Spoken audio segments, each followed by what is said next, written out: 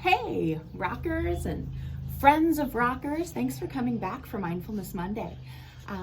This week, you'll be receiving programming all through the week, all about communication. That's our theme this week. So I'm going to talk to you today about ways that you can better communicate with yourself and identifying your feelings and things that are happening around you, and also ways that you can better communicate those feelings to the people who you live with, because we're all in really close quarters right now, and all of your feelings are okay. Every feeling you have is okay, because everything about you is okay.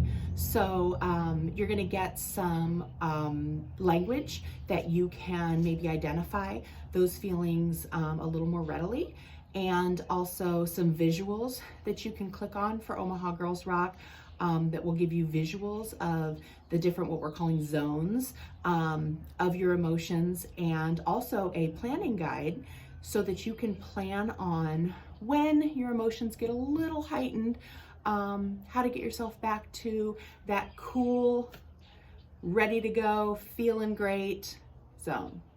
Okay, I have a lot of notes, so I'm going to be looking down a lot, and that's okay, because it's all okay. And I don't remember everything right away, and that's okay. Okay, so let me take a look here. So, we're gonna call this the zones of regulation, okay? The zones of regulation are 4 zones that are associated with colors that can help you more readily identify how you're feeling. It's also really easy to communicate that then with people who you live with or with yourself by saying, you know what, I'm yellow right now, and then having us know what that means.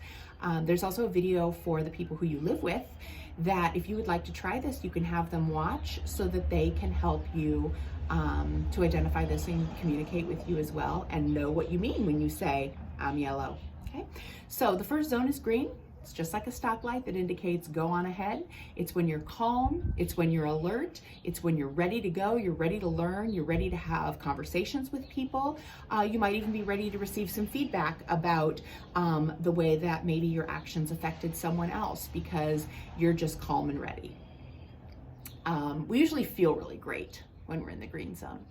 The next zone is the yellow zone, and the yellow zone is when you're starting to get a little heightened emotional alertness. So, and it's still okay. But it might be when you're feeling anxious. It might be when you're feeling, I'm looking, nervous, frustrated. It might even just be when you're hyper and feeling kind of silly. All that's okay. Just a little, our emotions are just a little higher than they are when we're cool and in the green. There's also a red zone. Red zone is when we're feeling angry. We are frustrated. We might even be yelling at this point. We might be ignoring people. But this is when we're at a maximum state of our emotions, and sometimes we even feel a little bit out of control when we're in red. And finally, there's blue. And blue is just like blue. Blue is when we're kind of sad, down, lonely, bored. And that's happening a lot right now with less, and less to do sometimes. Still okay. In blue, we're still in control. Our emotions are just kind of lowered. We've got lower energy, lower motivation to do things.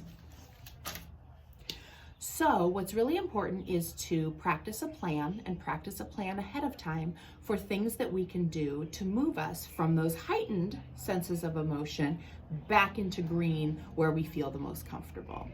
And so when I say practice a plan, it might be to write something out, it might be to draw something out, but it will give you suggestions on things that you can do to get yourself back to green. So there is a link on Omaha Girls Rock for a planning sheet. But what would be great is if you could identify a few things that you feel comfortable doing that always calm you down. Some of the things could be drawing or coloring or taking a bath or laying down for a bit, reading, journaling, but anything that you do for yourself that then gets you kind of calmed down.